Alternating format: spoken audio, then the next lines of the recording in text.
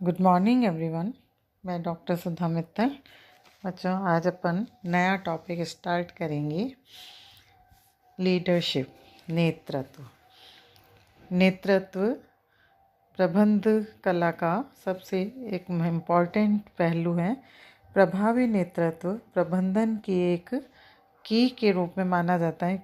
इसको कुंजी के रूप में कहा जा सकता है, जिसके द्वारा भौतिक और मानवीय संसाधनों का अपेक्षित सामूहिक लक्ष्यों की प्राप्ति हेतु समन्वित किया जाता है और व्यक्तियों को अधिकाधिक कार्य करने के लिए अभिप्रेरित किया जाता है।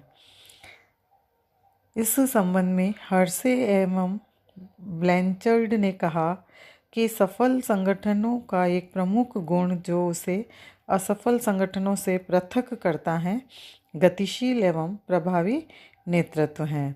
तो इस प्रकार से नेतृत्व एक इस प्रकार की क्षमता है, एक प्रबंध की इस तरह की कला या योग्यता है जिसके माध्यम से प्रबंधक विभिन्न अपने संगठन के अंतर्गत उसको सफलता की ओर ले जाता है।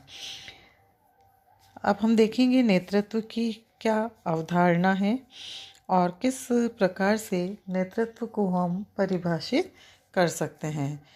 नेतृत्व अन्य व्यक्तियों को अपनी इच्छा, योग्यता एवं प्रयासों को किसी सामान्य लक्ष्यों की प्राप्ति की ओर लगाने हेतु उन्हें प्रभावित करने की कला है।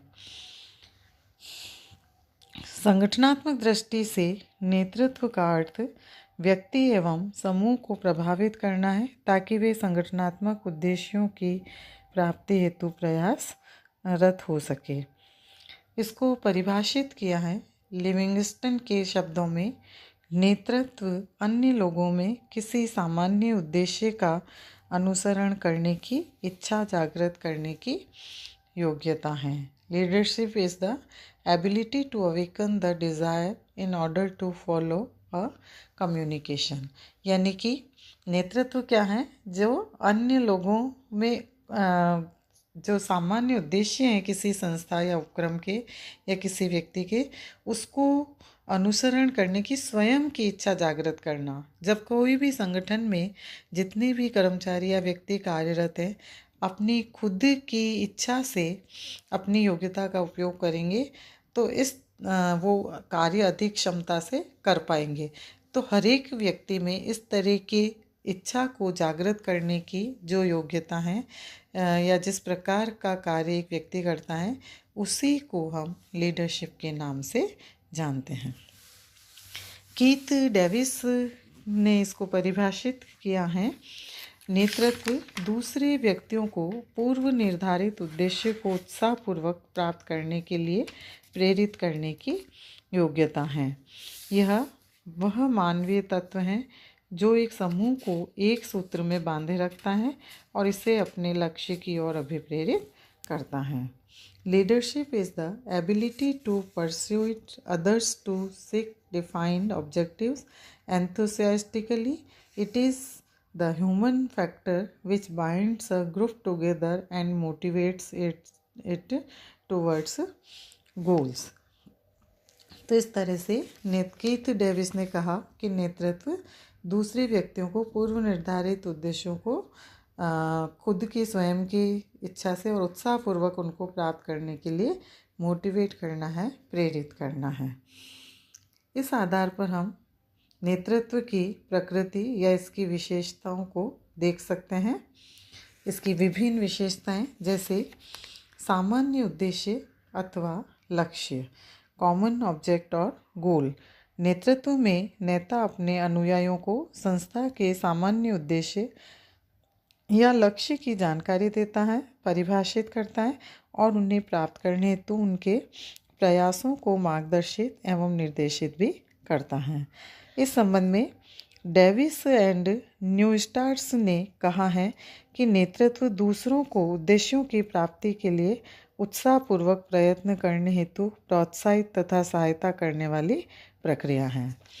दूसरा, अनुयायियों का होना, मस्ट बी फॉलोअर्स। अनुयायियों का अर्थ उन व्यक्तियों से है जो नेता के आदेशों निर्देशों का अक्षरशः पालन करे। बिना अनुयायियों के न तो नेता की विद्यमानता के बारे में सोचा जा सकता है और न ही संस्था के पूर्व निर्धारित उद्देश्यों या लक्ष्यों की प्राप्ति की जा सकती है। थर्ड, यह एक प्रक्रिया है, इट इज़ अ प्रोसेस। नेतृत्व सतत एवं गतिशील प्रक्रिया है। इसका कारण यह है कि संस्था की स्थापना से लेकर उसकी विद्यमानता तक नेतृत्व क्रिया चलती रहती है और प्रबंधक वर्ग अपनी योग्यताओं, गुणों, व्यवहारों एवं अभिवृत्तियों के अनुसार परिवर्तन करते रहते हैं। इसके अतिरिक्त नेतृत्व दूसरे व्यक्ति या समूह को प्रभावित करने की प्रक्रिया है। व्यक्तिगत एवं अंतर्वैयक्तिक संबंधों पर आधारित, based on personal and interpersonal relations. नेतृत्व नेता एवं अनुयायियों के बीच एक व्यक्तिगत संबंध है। यह संबंध साथ साथ कार्य करने, एक ही सामान्य हित के लिए प्रयत्नशील रहने, पारस्परिक क्रिया एवं प्रतिक्रियाओं के फलस्वरूप विकसित होता है। इसके अतिरिक्त नेतृत्व अंतर्वैयक्तिक संबंधों पर इसलिए भी आधारित है क्योंकि यह आपसी संबंधों की स्थिति में जन्म लेता है। विभिन्न गुणों का संयोजन, कॉम्बिनेशन ऑफ डिफरेंट क्वालिटीज। नेतृत्व विभिन्न गुणों जैसे साहस, संप्रेषण योग्यता, सामाजिक चेतना, उन्नत मानसिक क्षमता, अभिप्रेरणा योग्यता, निर्देश योग्यता एवं आत्मविश्वास आदि का संयोजन है। इस संबंध में अल्फ्रेड बीटी ने कहा कि नेतृत्व वह गुण है जिसके अनुयायियों के एक समूह से वांछित स्वेच्छापूर्वक एवं बिना किसी दबाव के कराए जा सकते हैं। तो इस तरह से जो लीडरशिप है वो बहुत सारे क्वालिटीज़ का एक कोऑर्डिनेशन कहा जा सकता है। व्यावहारिक कौशल एवं कला, अप्लाइड स्किल्स एंड आर्ट। नेतृत्व स्थितिगत व्यावहारिक कौशल एवं कला है, क्योंकि इसका क्या कारण है कि नेतृत्व का उपयोग समय एवं परिस्थितियों के अनुसार किया जा सकता है। इसके अनुरूप विधियों एवं शैलियों के उपयोग का निर्णय लिया जाता है तथा विभिन्न कौशल, तकनीकी, मानवीय, सैद्धांतिक और व्यवहारवादी का भी उपयोग किया जाता है। तो कीथ डेविस के शब्दों में हम कहें, नेतृत्व क्षमता नहीं वरन एक व्यावहारिक कौशल है। समूह का एकीकरण एवं निर्देशन, direction and collaboration of group. नेतृत्वकर्ता अपने समूह का एकत्रीकरण करता है और उन्हें एक निश्चित ढंग से कार्य करने को प्रेरित करता है। इसी प्रकार वह अपने समूह का निर्देशन भी करता है। हितों की एकता, यूनिटी ऑफ इंटरेस्ट। संगठन नेतृत्व में संगठन, नेता एवं अनुयायियों के अपने अपने हित होते हैं। नेतृत्व इनके बीच हितों की एकता लाता है ताकि सामान्य उद्देश्य की प्राप्ति के लिए प्रयास करते रहें।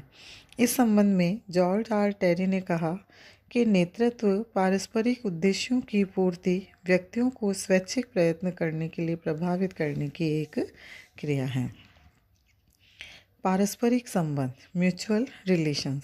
नेतृत्व विभिन्न घटकों में एक पारस्परिक संबंध है, जैसे नेता के लक्षण, अनुयायियों की अभिवृत्तियाँ, आवश्यकताएं, अन्य व्यक्तिगत गुण, संगठन के लक्षण एवं बाह्य स्वरूप आदि। इन सब संबंधों के कारण ही नेतृत्व क्या करता है, जन्म लेता है और इसलिए नेता और जो उसके अनुयायी हैं, अधीनस्थ हैं, उनके मध्य इस प्रकार के संबंधों का होना आवश्यक होता है, तभी वे आपस में मिलकर कार्य कर सकते हैं। आदर्श आचरण, डील कंडक्ट। नेता अपने आचरण द्वारा अपने अनुयायियों के समक्ष आदर्श प्रस्तुत कर उन्हें प्रभावित करता है। वे चाहते हैं कि उनका नेता आदर्श वाला ही न हो अपितु एक आदर्श व्यक्ति भी हो ताकि उसका अनुसरण कर सके। इस संबंध में उर्विक ने कहा कि अनुयायियों को यह प्रभावित नहीं करता है और लिखता है, बल्कि वह क्या है, वह क्या कार्य करता है एवं किस प्रकार का व्यवहार करता है आदि तथ्य प्रभावित करते हैं। औपचारिक एवं अनौपचारिक, फॉर्मल एंड इनफॉर्मल। नेतृत्व औपचारिक एवं अनौपचारिक हो सकता है, लेकिन यह हो सकता है कि किसी संस्था का औपचारिक नेता कोई प्रबंधक हो, जबकि वास्तविक नेतृत्व अनौपचारिक रूप से किसी अधीनस्थ कर्मचारी के पास हो। इसी प्रकार से नेतृत्व को हम प्रबंध से भिन्न देख सकते हैं। Leadership is different from management. नेतृत्व प्रबंध से भिन्न है क्योंकि नेतृत्व के अंतर्गत व्यक्तियों को प्रभावित करने की उसमें कला होती है, जिससे नेता दूसरों को स्वेच्छा से मिलजुल कर संबंधित कार्यों पर उनके इच्छित उद्देश्यों की प्राप्ति के लिए मोटिवेट करता है। जबकि प्रबंध एक प्रक्रिया है, एक प्रोसेस है जो किसी भी संगठन के पूर्व निर्धारित उद्देश्यों और लक्ष्यों को प्राप्त करने हेतु जितने भी जो प्रोडक्शन रिसोर्सेज हैं या उत्पादन के संसाधन हैं उनके प्रभावी उपयोग को संभव बनाता है। तो इस तरह से नेतृत्व व्यक्तिगत योग्यता है और प्रबंध के द्वारा सभी कार्यों को व्यवस्थित करने का प्रयास किया जा सकता है। इसके में और भी कई प्रकार के अंतर हम अगले वीडियो में देखेंगे। तो इस तरह से हम कह सकते हैं कि नेतृत्व की प्रकृति क्या है और इन विशेषताओं के आधार पर हम आसानी से ये स्पष्ट कर सकते हैं कि वास्तव में नेतृत्व एक इस प्रकार की कला या एक प्रबंध का एक इस तरह का महत्वपूर्ण भाग है जिसके माध्यम से व्यक्ति दूसरे व्यक्तियों को उनकी इच्छा से उद्देश्यों को प्राप्त करने के लिए प्रेरित करते हैं ताकि वे अपनी योग्यता का अधिक से अधिक क्षमता का उपयोग कर सकें। धन्यवाद।